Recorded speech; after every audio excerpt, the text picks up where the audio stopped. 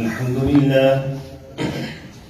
لله نحمده ونستعينه ونستغفره ونؤمن به ونتوكل عليه ونعوذ بالله من شرور أنفسنا ومن سيئات أعمالنا من يهده الله فلا مضل له ومن يضلل فلا هادي له وأشهد أن لا إله إلا الله وحده لا شريك له وأشهد أن محمدا عبده ورسوله أما بعد فإن أحسن الكلام كلام الله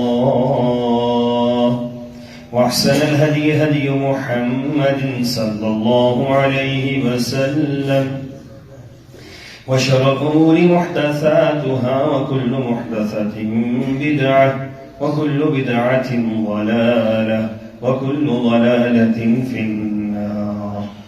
قال الله تبارك وتعالى في القرآن المجيد: أعوذ بالله السميع العليم من الشيطان الرجيم. بسم الله الرحمن الرحيم. إذا وقعت الواقعة ليس لوقعتها كاذبة خافضة رافعة إذا رجت الأرض رجا وبست الجبال بسا فكانت هباء منبثا وكنتم أزواجا ثلاثة فأصحاب الميمنة ما أصحاب الميمنة وأصحاب المشأمة ما أصحاب المشأمة والسابقون السابقون أولئك المقربون في جنات النعيم. اللهم صل على محمد وعلى آل محمد كما صليت على إبراهيم وعلى آل إبراهيم إنك حميد مجيد. اللهم بارك على محمد وعلى آل محمد كما باركت على إبراهيم وعلى آل إبراهيم إنك حميد مجيد. سبحانك لا علم لنا إلا ما علمتنا إنك أنت العليم الحكيم.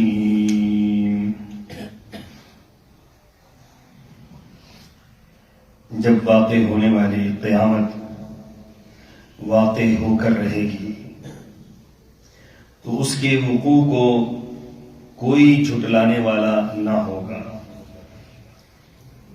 پست کرنے والی بلند کرنے والی ہوگی، اور جب زمین یا بارگی ہلا دی جائے گی اور پہاڑ اس طرح ریزہ ریزہ کر دیے جائیں گے جیسے وہ پراگندہ غبار ہوں، اس وقت تم تین گروہ بن جاؤ گے. ایک تو دائیں ہاتھ والے، ان دائیں ہاتھ والوں کے لیے کیا کہنے، اور دوسرے بائیں ہاتھ والے ہوں گے تو بائیں ہاتھ والوں کا کیا کہنا. تیسرے سبقت کرنے والے ہوں گے تو بہرحال سبقت کرنے والے جو ہیں یہی لوگ مقرب ہیں جو نعمتوں والی جنت میں ہوں گے. آیت نمبر 1 تا 12 سورہ الواقعہ.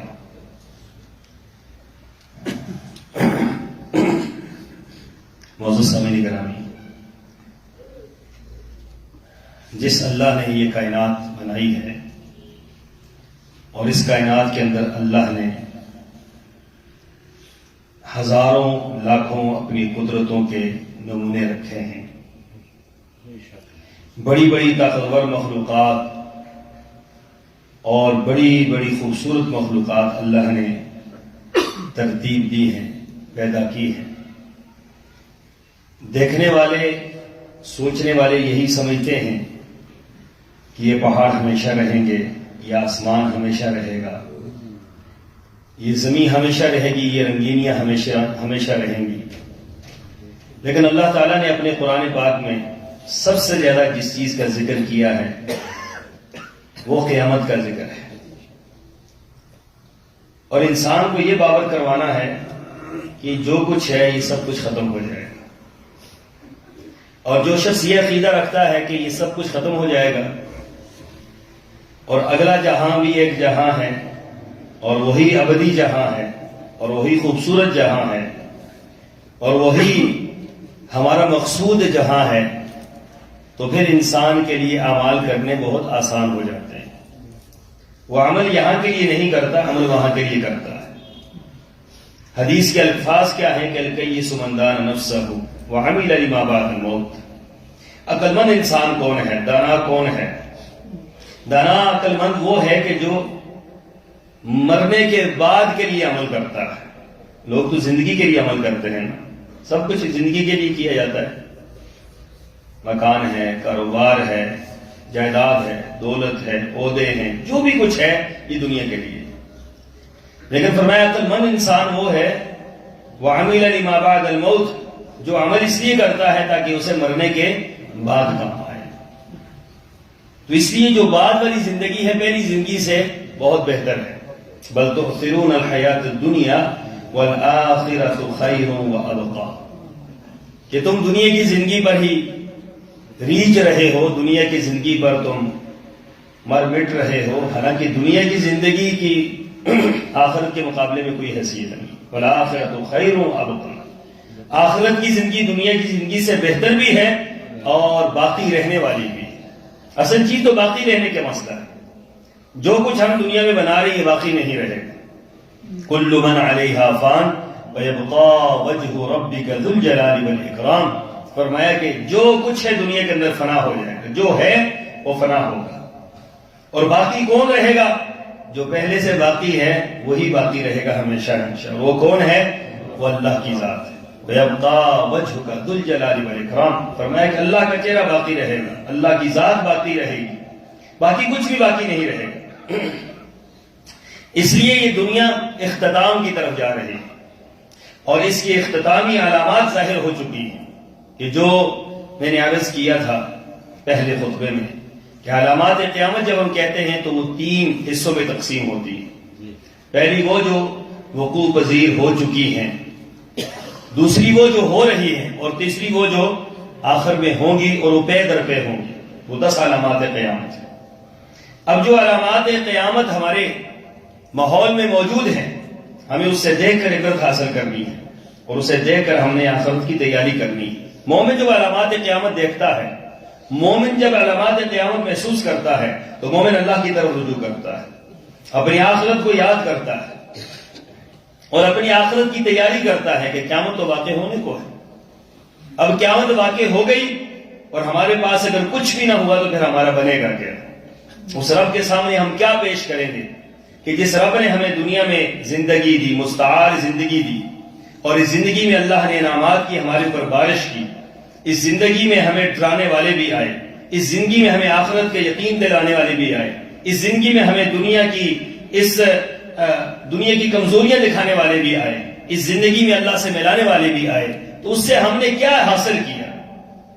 اگر کوئی شخص اس دنیا کی زندگی میں اپنی آخرت کی تیاری کر لیتا ہے تو حقیقت میں یہی شخص کامیاب ہے۔ کامیابی کس کے اندر ہے؟ فَمَنْ زُحْزِحَ عَنِ النَّارِ وَأُدْخِلَ الْجَنَّةَ فَقَدْ فَازَ، دنیا کے اندر پوری دنیا کو فتح کر لینے والا انسان، اللہ کی قسم ہے یہ کامیاب نہیں ہے۔ پوری دنیا کو سر کر لینے والا انسان یہ کامیاب نہیں ہے اگر وہ آخرت میں ناکام ہو جاتا ہے۔ کامیاب کون ہے؟ فَمَنْ زُحْزِحَ عَنِ النَّارِ وَأُدْخِلَ الْجَنَّةَ فَقَدْ فَازَ، جو جہنم سے بچا لیا گیا اور جنت میں داخل کر دیا گیا وہ کامیاب ہے۔ اللہ تعالیٰ مجھے اور آپ کو انہی لوگوں میں شامل فرمائے۔ تو رسول اللہ صلی اللہ علیہ وسلم نے جو علامات قیامت بیان فرمائیں، جو علامات قیامت ابھی موجود ہیں اور گزر رہی ہیں تیزی کے ساتھ، وقوع پذیر ہو رہی ہیں تیزی کے ساتھ، ان میں سے آپ نے فرمایا، حضرت انس کی روایت ہے، ان من اشراط الساعہ ان یرفع العلم، فرمایا کہ قیامت کی علامات میں سے ایک علامت یہ ہے کہ علم اٹھا لیا جائے۔ علم یاد رکھیں قرآن و سنت کا علم ہوتا ہے، علم قرآن و سنت کو کہا جاتا ہے۔ اللہ کی پہچان کا، جو اللہ کی پہچان کروائے اسے علم کہا جاتا ہے، جو آخرت کی تیاری کروائے اسے علم کہا جاتا ہے، جو انبیاء کے متعلق صحیح عقیدہ بتلائے اسے علم کہا جاتا ہے، جو فرشتوں کے متعلق صحیح رہنمائی کرے اسے علم کہا جاتا ہے، جو اللہ کے قرب کا ذریعہ بنے اسے علم کہا جاتا ہے۔ اس کے علاوہ جو کچھ ہے یہ علم نہیں ہے، یہ فنون ہے۔ فن اور علم میں یہی فرق ہوتا ہے، فن آپ کو دنیا کی طرف لے کے جاتا ہے، علم آپ کو آخرت کی طرف لے کر جاتا ہے۔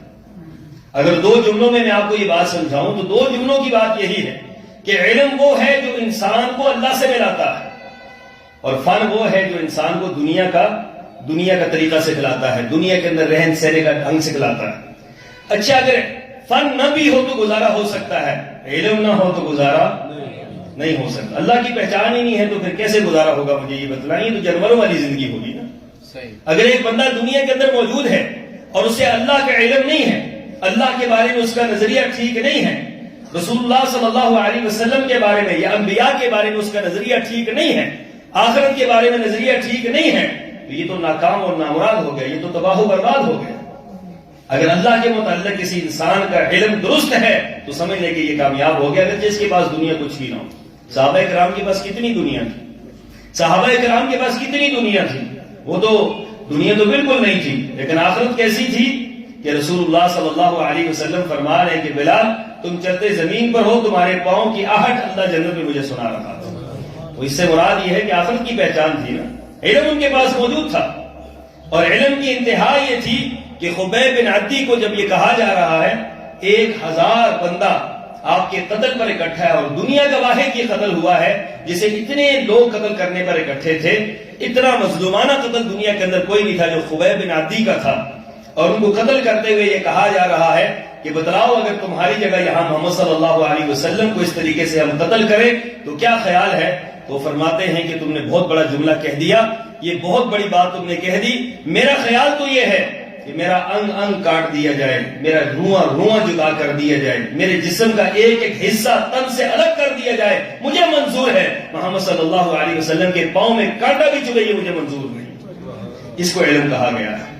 اتنا نبی کی قدر، اتنی نبی کی منزلت، اتنا نبی کا مقام ہو کہ انسان سب کچھ قربان کر دے نبی کی عزت اور ناموس پر آنچ نہ آنے، اتنی اسلام کے ساتھ محبت ہو کہ سب کچھ قربان ہو جائے، اسلام قربان نہ ہو، رشتہ دار قربان ہو جائیں، عزیز و اقارب قربان ہو جائیں، دوست و احباب قربان ہو جائیں، اسلام کا کوئی عمل قربان نہ ہونے پائے، اس کو علم کہا جاتا ہے۔ اس کو علم کہا جاتا ہے کہ پہلے اللہ ہے، پہلے دین ہے، پہلے اسلام ہے، پھر اس کے بعد سارے معاملات ہیں۔ اگر ایسا ہے تو اس کو علم کہا جائے گا، اگر ایسا نہیں ہے تو اس کو زندگی گزارنے کا رنگ ڈھنگ کہا جائے گا، یا اس کو فنون کا فن کہا جائے گا، جو ہمارے پاس فن کی کثرت ہے لیکن علم ہم سے اٹھا لیا گیا ہے۔ دوسرا اس کا پہلو یہ ہے کہ آپ دیکھ لیں کہ علماء کی کثرت کے ساتھ جو ہے اموات، اور بڑے علماء کی اموات اور بے در بے اموات، یہ بھی علامات قیامت میں سے کہ بے در بے علماء مرے اور کثرت کے ساتھ مرے اور تیزی کے ساتھ دنیا سے جائیں اور پھر ان کی جگہ خالی ہو جائیں۔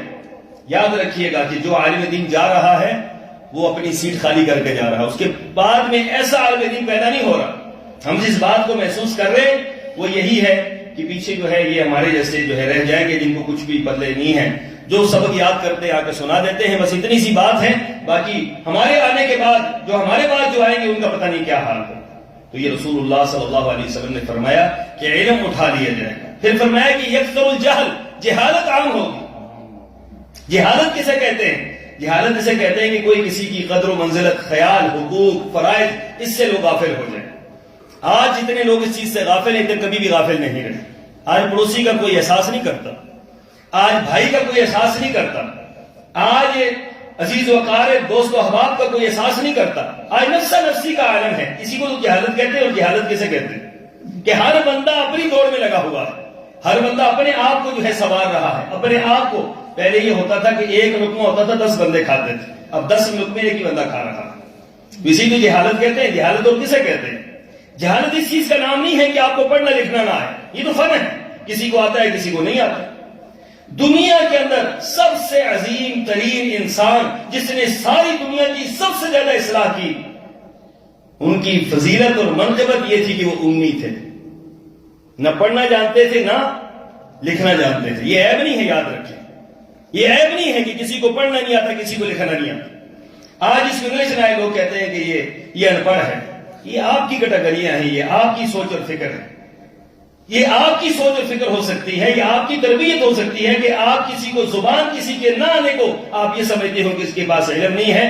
اصل مسئلہ یہ نہیں ہے، جہالت تو یہ ہے کہ بندہ بندے کو پہچان ہی نہ کرے، بڑے کی پہچان نہ ہو، چھوٹے کی پہچان نہ ہو، عزت اور آبرو نہ ہو، خاندان کے اندر ایک دوسرے کے حقوق نہ ہو، فرائض نہ ہو، بالکل اس سے غفلت ہو جائے اور بندے کے اوپر جہالت سوار ہو جائے ہر طرف، اس کو کہا جاتا ہے جہالت۔ تو آج کے دور میں جتنی یہ ہے، آج سے 10 سال پہلے اتنی نہیں تھی، پہلے اتنی تھی، پہلے پھر پہچان ہوتی تھی، یہ بڑا ہے، بزرگ ہے، تایا ہے، چاچا ہے، ماموں ہے، فلاں ہے، شرم تھی، حیا تھی، ان کے حقوق کا خیال تھا، ان کے فرائض کا خیال تھا، محبت غالب تھی۔ آج یہ ساری چیزیں مفقود ہوتی جا رہی ہیں۔ تو رسول اللہ صلی اللہ علیہ وسلم نے فرمایا یکثر الجہل، جہالت عام ہو جائے گی۔ تو اللہ کے بندو جہالت عام ہو رہی ہے۔ میں نے آپ کو بتلایا کہ جہالت شریعت کی زبان میں کیسے کہا جاتا ہے۔ آج آپ دیکھ لیں کہ شرک کس کس انداز سے لوگوں کے اندر سرایت کر رہی ہے، کس کس طریقے سے شرک سرایت کر رہی ہے دنیا کے اندر۔ یہ جہالت نہیں ہے کہ اللہ کو چھوڑ کر غیر اللہ کو پکارا جا رہا ہے، اللہ کو چھوڑ کر غیر اللہ کے نام پر سجدے کیے جا رہے ہیں، اللہ کو چھوڑ کر قبروں کو، مزاروں کو، درباروں کو، پیروں کو، فقیروں کو سجدے کیے جا رہے ہیں۔ یہ جہالت نہیں ہے تو کیا ہے؟ اس کو آپ کیا کہیں گے؟ جہالت کی اعلیٰ ترین قسم تو یہی ہے کہ اللہ کو چھوڑ کر آپ ایک پتھر کے سامنے سجدہ کریں، اللہ حی و قیوم کو چھوڑ کر آپ مردہ اور مرے ہوئے کو ختم ہوا ہے جو اس کے سامنے سجدہ ریز ہو جائیں، تو یہ جہالت نہیں تو کیا ہے؟ اس کو آپ علم کہیں گے؟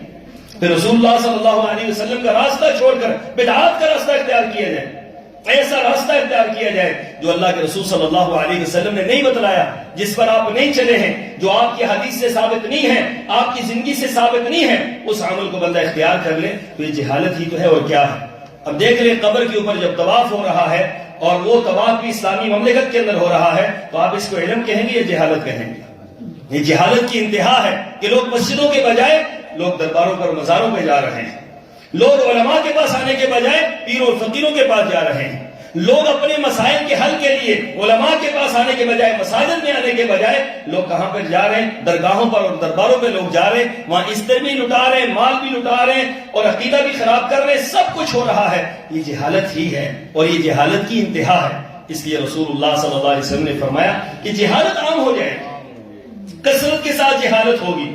آپ آج توحید کی بات کر کے دیکھیں نا، یہی لوگ جو اپنے آپ کو مسلمان کہتے ہیں، آپ توحید کی بات کریں گے آپ کے دشمن بن جائیں گے، اچھی بات کریں گے، خیر کی بات کریں گے، لوگ آپ کے مقابلے میں آ جائیں گے۔ آپ کیوں بات کر رہے ہیں؟ کیسی بات کر رہے ہیں آپ؟ تو اللہ کے بندو، جب یہ صورتحال پیدا ہو تو اس کا معنی یہ ہے کہ علامات قیامت جو ہے وہ کثرت سے ظاہر ہو رہی ہے اور علامات قیامت کی مکمل ہو رہی ہے۔ پھر فرمایا رسول اللہ صلی اللہ علیہ وسلم یکثر الزنا، فرمایا زنا عام ہوگا۔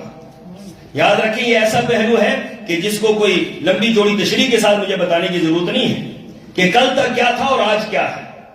کل تک یہ تھا کہ یہ ایک خفیہ بات سمجھی جاتی تھی یا ایک بری بات سمجھی جاتی تھی معاشرے کے اندر، ایسی جس کو لوگ بری نگاہ سے دیکھتے تھے۔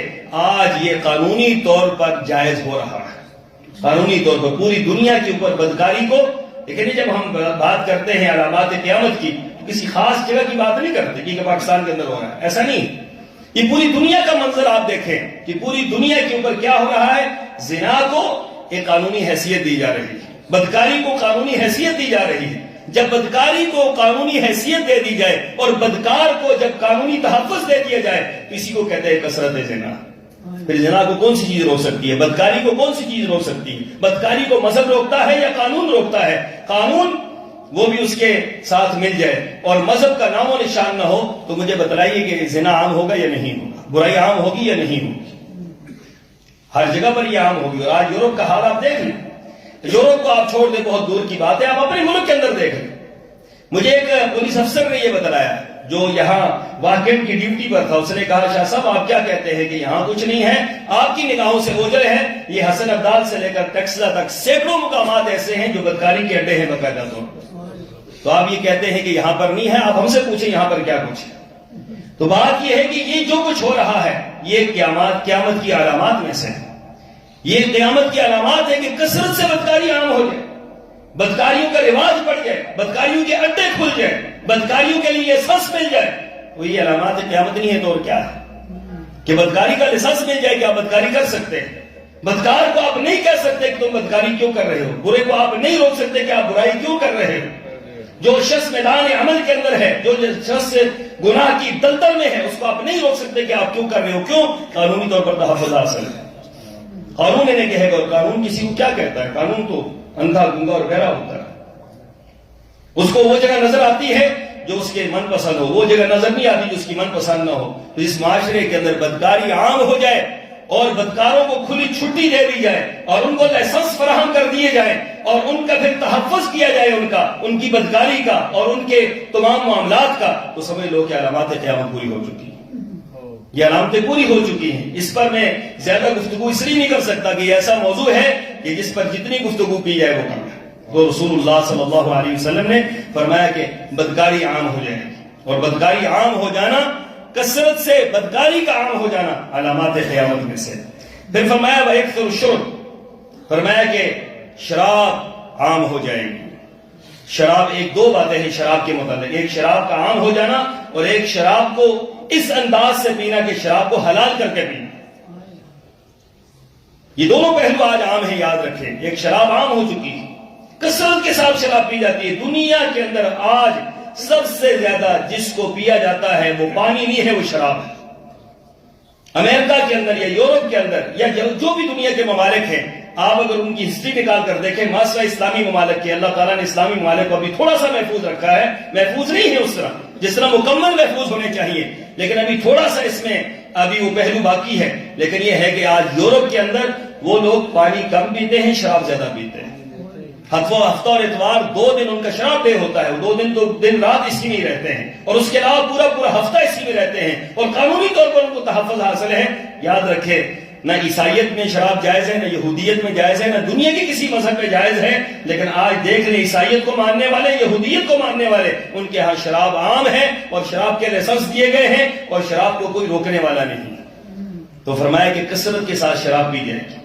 اس پہلو پر علماء یہ بھی لکھتے ہیں کہ نشہ عام ہو جائے، نشہ عام ہوگا، اور اس کا معنی یہ ہے کوئی بھی نشہ عام ہو سکتا ہے، اور ہمارے معاشرے کے اندر نشہ عام ہو رہا ہے۔ یاد رکھیں، آج آپ جس کو آپ کہتے ہیں نا کہ علم کے گہوارے ہیں، کالج، یونیورسٹیاں، یہ کہ ان یونیورسٹیوں کے اوپر ذرا آپ تھوڑی سی نگاہ کر کے دیکھیں، اگر نگاہ زندہ ہے، اگر انصاف کا دامن نہیں چھوڑا، اگر ہماری آنکھیں بہری نہیں ہیں اور کان ہمارے، ابھی آنکھیں ہماری دیکھنے والی ہیں اور کان ہمارے سننے والے ہیں، تو پھر ذرا غور و فکر کریں کہ آپ کی یونیورسٹیوں کے اندر جو جدید ترین ابھی اس کے فگر آئے ہیں کہ یونیورسٹیوں کے اندر 40% جو طلباء جاتے ہیں وہ نشے کا شکار ہو جاتے ہیں۔ یونیورسٹیوں کے اندر قائد اعظم جیسی یونیورسٹی، قائد اعظم یونیورسٹی کتنی بڑی یونیورسٹی ہے اسلام آباد کی، جس کا نام کتنا بڑا ہے، جس کی جگہ کتنی بڑی ہے، اور جو کس کے نام پر بنائی گئی ہے، اس یونیورسٹی کے اندر 40% طالب علم یونیورسٹیوں کے اندر نشے کا شکار ہوتے ہیں۔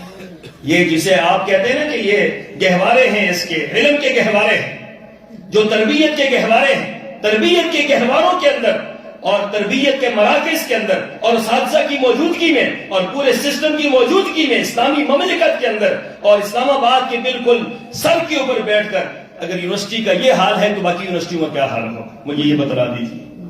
اللہ کا فضل، اس کا احسان، اس کی نعمت، اس کا کرم ہے، اور ہم اس کرم پر اللہ کا شکر ادا کرتے ہیں کہ اللہ تعالیٰ لاکھ لاکھ شکر ہے اس ماحول کے اندر اور ان حالات کے اندر اور اس شدید ترین اس قیامت کی علامات کے اندر مدارس کو اللہ نے ایسے چراغ رکھا ہے کہ وہاں پر کوئی ایسا گناہ نہیں ہوتا۔ آج پھر بھی واپس لوٹیں گے آپ کو خیر یہیں پہ نظر آئے گی۔